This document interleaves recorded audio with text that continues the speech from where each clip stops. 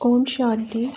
आज 6 फरवरी 1969 की अव्यक्तवाणी है। महिमा सुनना छोड़ो, महान बनो। सभी याद की यात्रा में बैठे हो। पढ़ाई का सार तो समझ में आ गया। उस सार को जीवन में लाकर दुनिया को वह राज सुनाना है। रचयिता और रचना के नॉलेज को तो समझ गए हो। सुना तो बहुत है, लेकिन अब जो सुना है वह स्वरूप बन के सभी को दिखाना है। कैसे दिखाएंगे? आपकी हर चलन से बाप और दादा के चरित्र नजर आवे। आपकी आंखों में उसी बाप को देखें। आपकी वाणी से उन्हीं के नॉलेज को सुने। हर चलन में हर चरित्र समाया हुआ होना चाहिए। सिर्फ बाप के चरित्र नहीं, लेकिन बाप के चरित्र देख बच्चे भी चरित्रवान बन जाएं। आपके चित्र में उसी अलौकिक चित्र को देखें। आपके व्यक्त रूप में अव्यक्त मूर्त नजर आवे। ऐसा पुरुषार्थ करके जो बाप दादा ने मेहनत की है उसका फल स्वरूप दिखाना है। जैसे अज्ञान काल में भी कोई बच्चों में जैसे कि बाप ही नजर आता है। उनके बोलचाल से अनुभव होता है जैसे कि बाप है। इसी रीति से जो अनन्य बच्चे हैं, उन एक एक बच्चे द्वारा बाप के गुण प्रत्यक्ष होने चाहिए और होंगे। कैसे होंगे? उसका मुख्य प्रयत्न क्या है? मुख्य बात यही है कि जो साकार रूप से भी सुनाई कि याद की यात्रा अव्यक्त स्थिति में स्थित होकर हर कर्म करना है। अब तो बच्चों को बहुत सामना करना है, लेकिन समर्थ साथ है, इसलिए कोई मुश्किल नहीं है। सिर्फ एक बात सभी को ध्यान में रखनी है कि सामना करने के लिए बीच में रुकावट भी आएगी। सामना करने में रुकावट कौन सी आएगी मालूम है? देह अभिमान। देह अभिमान तो एक मूल बात है, लेकिन सामना करने के लिए बीच में कामना विघ्न डालेगी। कौन सी कामना? मेरा नाम हो, मैं ऐसा हूँ, मेरे से राय क्यों नहीं ली, मेरा मूल्य क्यों नहीं रखा। यह अनेक प्रकार की कामनाएं सामना करने में विघ्न रूप में आएंगी। यह याद रखना है, हमको कोई कामना नहीं करनी है, सामना करना है। अगर कोई कामना की तो सामना नहीं कर सकेंगे। और अव्यक्त स्थिति में महान बनने के लिए एक बात जो कहते रहते हैं, वह धारण कर ली तो बहुत जल्दी और सहज अव्यक्त स्थिति में स्थित हो जाएंगे। वह कौन सी बात? हम अभी मेहमान हैं, क्योंकि आप सभी को भी वाया सूक्ष्म वतन होकर घर चलना है। हम मेहमान हैं, ऐसा समझने से महान स्थिति में स्थित हो जाएंगे। मेहमान के बजाय ज़रा भी एक शब्द में अंतर कर लिया तो गिरावट भी आ जाएगी। वह कौन सा शब्द? मेहमान समझना है, लेकिन महिमा में नहीं आना है। अगर महिमा में आ गए तो मेहमान नहीं बनेंगे, मेहमान समझेंगे तो महान बनेंगे। है ज़रा सा अंतर मेहमान और महिमा, लेकिन ज़रा सा अंतर भी अवस्था को बहुत नीचे ऊपर कर देता है। तुम सभी को ज्ञान कौन सा देते हो? त्रिमूर्ति का। जैसे त्रिमूर्ति का ज्ञान औरों को देते हो, वैसे अपने पास भी 3 बातों का ज्ञान रखना है।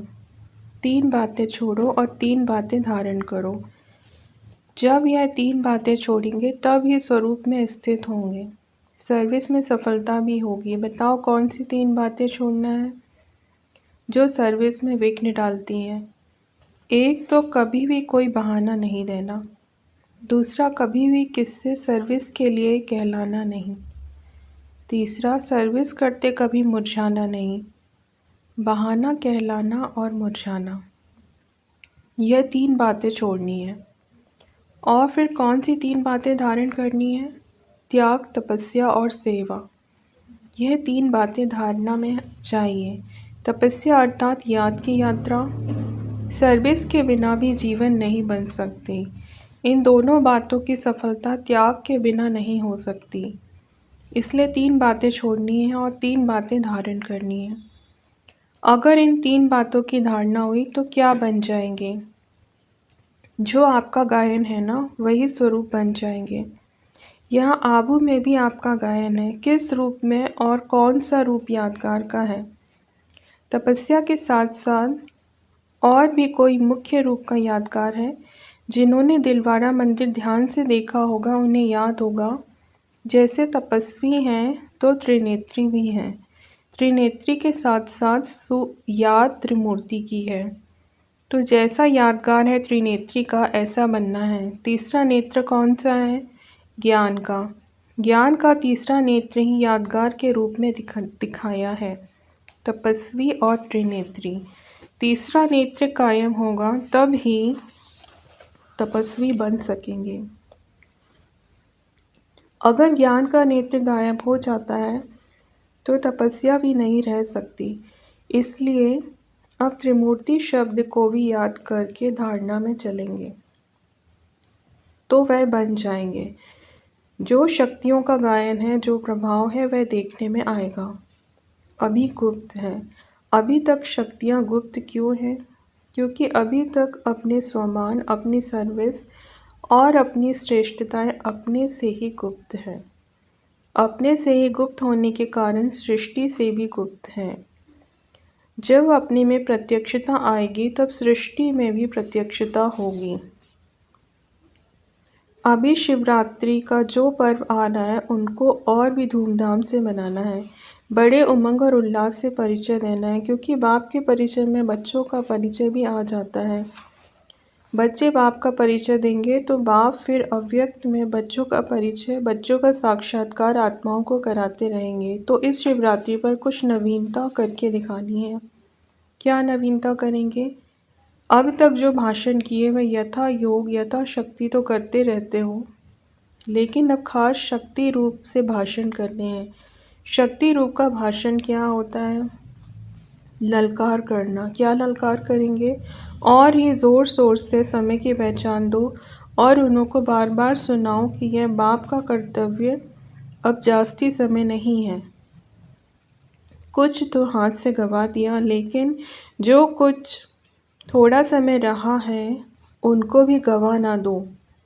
ऐसे फोर्स से समय की पहचान दो, जैसे आजकल साइंस वाले ऐसे ऐसे बॉम्ब्स बना रहे हैं जो अपने स्थान पर बैठे हुए भी जहां बम लगाना होगा वहां का निशाना दूर बैठे भी कर सकते हैं। तो साइंस की शक्ति से तो श्रेष्ठ साइलेंस है।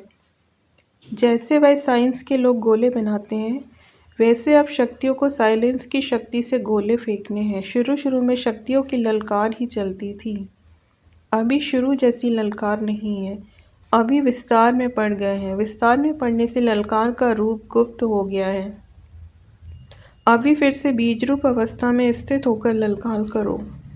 उस ललकार से कईयों में बीज पड़ सकता है, लेकिन बीज रूप स्थिति में स्थित रहेंगे तो अनेक आत्माओं में समय की पहचान और बाप की पहचान का बीज पड़ेगा। अगर बीज रूप स्थिति में स्थित ना रहे, सिर्फ विस्तार में चले गए तो क्या होगा? ज़्यादा विस्तार से भी वैल्यू नहीं रहेगी, व्यर्थ हो जाएगा। इसीलिए बीज रूप स्थिति में स्थित हो, बीज रूप की याद में स्थित हो, फिर बीज डालो। फिर देखना यह बीज का फल कितना अच्छा और सहज निकलता है। अभी तक मेहनत जास्ती की है, प्रत्यक्ष फल कम है। अभी मेहनत कम करो, प्रत्यक्ष फल ज़्यादा दिखाओ। स्नेह तो सभी का ही है, सभी का है ही, लेकिन स्नेह का स्वरूप भी कुछ दिखाना है। यूँ तो सदैव इस स्थिति में रहना है, लेकिन खास शिवरात्रि तक हर एक बच्चे को ऐसा समझना चाहिए जैसे शुरू में आप बच्चों की भर्ती के प्रोग्राम चलते थे। इस रीति से हर एक को समझना चाहिए। शिवरात्रि तक हमको याद की यात्रा की भट्टी में ही रहना है, बिल्कुल अव्यक्त स्थिति में स्थित रहना है। अपनी चेकिंग करने का ध्यान रखो। फिर इस अव्यक्त स्थिति का कितना प्रभाव निकलता है? मुश्किल नहीं है, बहुत सहज है। कारोबार में आते हुए भी भट्टी चल सकती है। यह तो आंतरिक स्थिति है। आंतरिक स्थिति का प्रभाव जास्ती पड़ता है। सभी अमृत वेले मुलाकात करते हो। अभी तक ऐसा वायुमंडल नहीं पहुंचा है। अब तक मधुबन वालों ने भी स्नेह का सबूत नहीं दिया है। चारों ओर से बहुत कम बच्चे हैं जिन्होंने स्नेह का सबूत दिया है। बाप का बच्चों से कितना स्नेह था, स्नेह का सबूत प्रैक्टिकल में कितना समय दिया, क्या दिया था याद है? खास अपनी तबीयत को भी ना देखकर क्या सबूत दिया था, अपनी शारीरिक स्थिति को ना देखते भी कितना समय खास सर्च लाइट देते थे, कितना समय स्नेह का सबूत दिया। आप कहते थे शरीर पर इफ़ेक्ट आता है, लेकिन बाबा ने अपने शरीर को देखा, यह स्नेह का सबूत था। अब बच्चों को भी रिटर्न में स्नेह का सबूत देना है।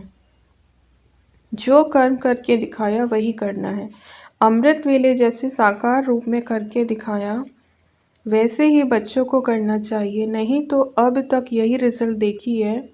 इस बात में अपने दिल को खुश कर लेते हैं, उठे और बैठे, लेकिन वह रुहाब शक्ति स्वरूप की स्मृति नहीं रहती। शक्ति रूप के बदले क्या मिक्स हो गया है? सुस्ती। तो सुस्ती मिक्स होने से मुलाकात करते हैं, लेकिन लाइन क्लियर नहीं होती है, इसीलिए मुलाकात से जो अनुभव होना चाहिए वह नहीं कर पाते हैं। मिक्सचर है। यहाँ शुरू करेंगे तो मधुबन वासियों को देख सब करेंगे। मधुबन निवासी जो खास स्नेही हैं, उनको खास सेक्रीफाइस करना है। स्नेह में हमेशा सेक्रीफाइस किया जाता है। अच्छा, अब 15 फरवरी 1969 शिवरात्रि के अवसर पर अव्यक्त बाप दादा के महावाक्य। आज किसके स्वागत का दिन है? बाप और बच्चों का। परंतु कई बच्चे अपने को भी भूले हुए हैं, तो बाप को भी भुला दिया है। आज के दिन वह स्वागत है जैसे पहले होती थी। कितनी तारें आती थी, तो भूला ना। बाप जब है ही तो फिर भुलाना कहाँ तक। यह है निश्चय, यह है पढ़ाई। जब पढ़ाई कायम है तो वह कार्य भी जैसा का वैसा चलता रहेगा। वह निश्चय नहीं तो कार्य में भी ज़रा। बच्चे अपने मर्तबे को समझते हैं कि मैं किसका बच्चा हूँ। बाप सदा है तो बच्चे भी सदा हैं, परंतु देह अभिमान अपने स्वधर्म को भुला देता है। भूलने से कार्य कैसे चलेगा, आगे कैसे बढ़ेंगे, जबकि बाप ने अपना परिचय दिया है। बच्चों को भी अपना परिचय मिला हुआ है। कितना समय इसी लक्ष्य को पक्का कराने के लिए मेहनत की गई है। उस मेहनत का फल कहाँ तक? सिर्फ याद कराने के लिए यह कह रहा हूँ। मुरली तो चलानी नहीं है, सिर्फ बच्चों से मिलने आया हूँ। बच्ची ने कहा, बहुत याद कर रहे हैं बाबा, आप चलेंगे तो रिफ़्रेश करेंगे। रिफ़्रेश तो हो ही, अगर निश्चय है तो। फिर भी बच्चों से मिलने के लिए आना पड़ा, थोड़े समय के लिए। सोमान की स्मृति दिलाने के लिए आए हैं बच्चे।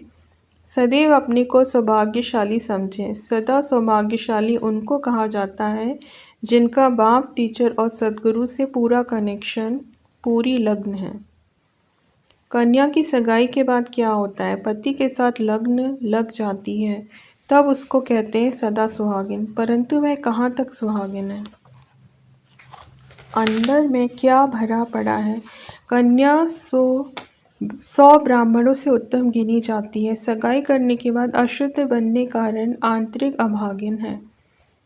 यह किसको भी पता नहीं है, बाप ही बतलाते हैं। सदा सुहागिन कौन है? सदा के लिए परमात्मा से पूरी लग्न रहे, वो सदा सुहागिन है। यह तो अभी पढ़ाई का समय है। बाप अपना कर्तव्य कर रहे हैं, डायरेक्शन देते, पढ़ाते रहते हैं। जब तक पढ़ाना है पढ़ाते रहेंगे। विनाश सामने खड़ा है, उसका कनेक्शन बाप के साथ है। ऐसे मत समझो बाप की जुदाई है। जुदाई भी नहीं, विदाई भी नहीं। जब तक विनाश नहीं तब तक बाप साथ है। वतन में बाप गया है कोई कार्य के लिए। समय अनुसार वह सब कुछ होता रहेगा। इसमें ना कोई विदाई है ना जुदाई। जुदाई लगती है? तुमने विदाई दी थी? अगर विदाई दी होगी तो जुदाई भी होगी। विदाई नहीं दी होगी तो जुदाई भी नहीं होगी। यह ड्रामा के अंदर पार्ट चलता रहता है। बाप का खेल चल रहा है, खेल में खेल चलता रहेगा। आगे तो बहुत ही खेल देखने हैं। इतनी हिम्मत है, जब हिम्मत रखेंगे तब बहुत देखेंगे।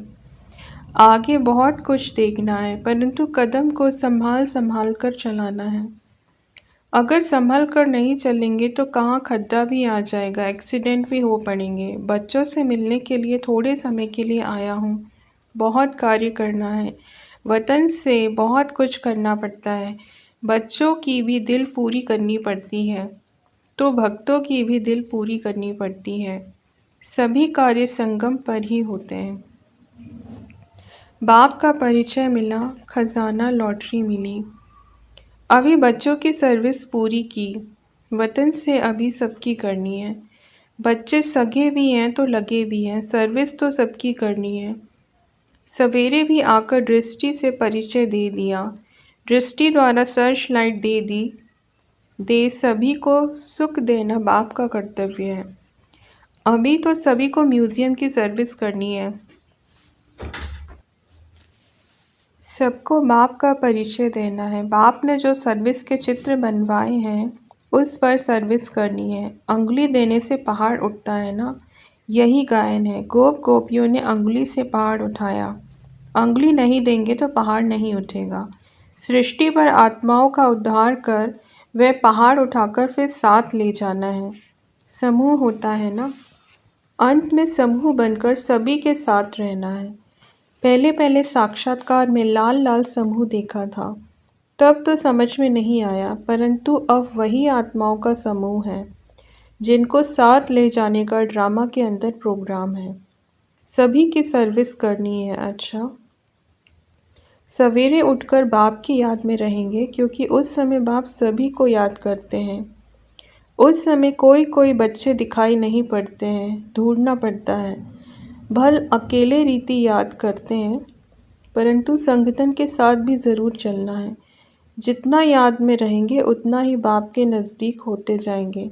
बाप को बुलाने से मूझते हैं, बाप को सदैव साथ रखेंगे तो भूल नहीं सकते। ओम शांति।